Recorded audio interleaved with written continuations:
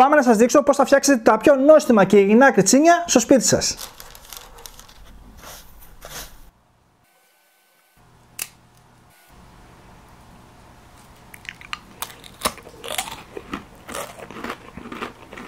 Γεια σας και καλώς ήρθατε στο κανάλι μου. Όλα τα υγιεινά τρόφιμα μπορείτε να τα βρείτε στο ηλεκτρονικό κατάστημα TGM Beam με έκπτωση 5% γράφοντας τον εκπτωτικό κωδικό Live Kitchen 5. Για περισσότερες πληροφορίες θα σας έχω link κάτω στην περιγραφή.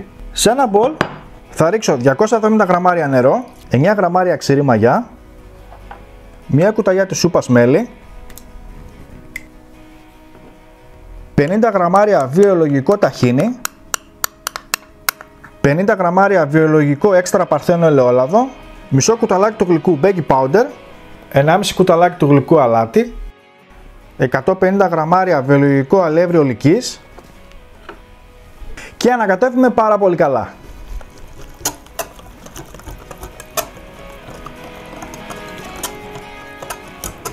Και τέλος, εφόσον δεν έχουμε σβόλους, αυτό πάει στα άπλυτα και συμπληρώνουμε αλεύρι για όλες τις χρήσεις μέχρι που να έχουμε μια συμπαγές εύπλαστη ζύμη.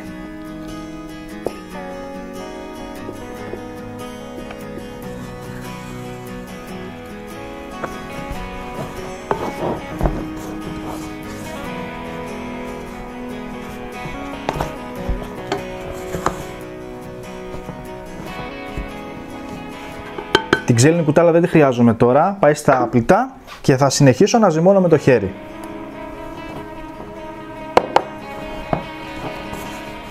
Η ζύμη μας είναι έτοιμη, μας πήρε περίπου 350 γραμμάρια αλεύρι, οπότε θα την βάλω μέσα στο μπολ, θα σκεπάσω με μια μεμβράνη και θα αφήσω να ξεκουραστεί περίπου 20 λεπτά. Θα χρειαστώ 2 ταψάκια για να βάλω τους σπόρους, στο ένα θα χρειαστώ ηλιόσπορους, στο άλλο θα χρειαστώ σουσάμι και παπαρουνόσπορο.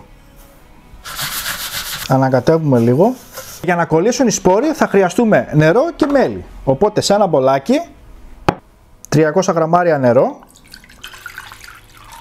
και 2 κουταλιές σούπας μέλι. Ανακατεύουμε πάρα πολύ καλά να διαλυθεί το μέλι στο νερό. Η διαδικασία τώρα είναι απλή. Μετράμε 15 γραμμάρια ζύμη.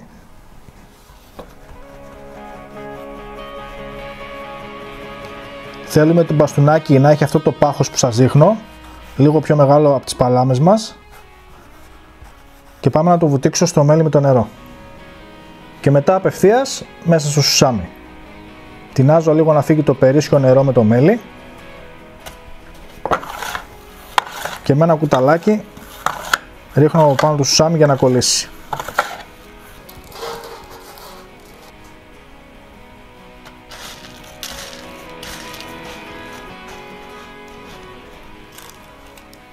Θα βάλουμε και το τελευταίο και είμαστε έτοιμοι για ψήσιμο.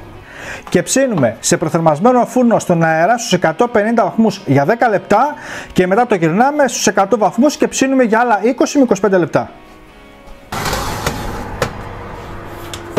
Το πρώτο μας ταψί είναι έτοιμο. Να πω σε αυτό το σημείο, επειδή οι φούρνοι δεν είναι ίδιοι, μπορεί να χρειαστεί παραπάνω ψήσιμο. Οπότε και εσείς θα τα δείτε και αν χρειαστεί θα τα ψήσετε παραπάνω.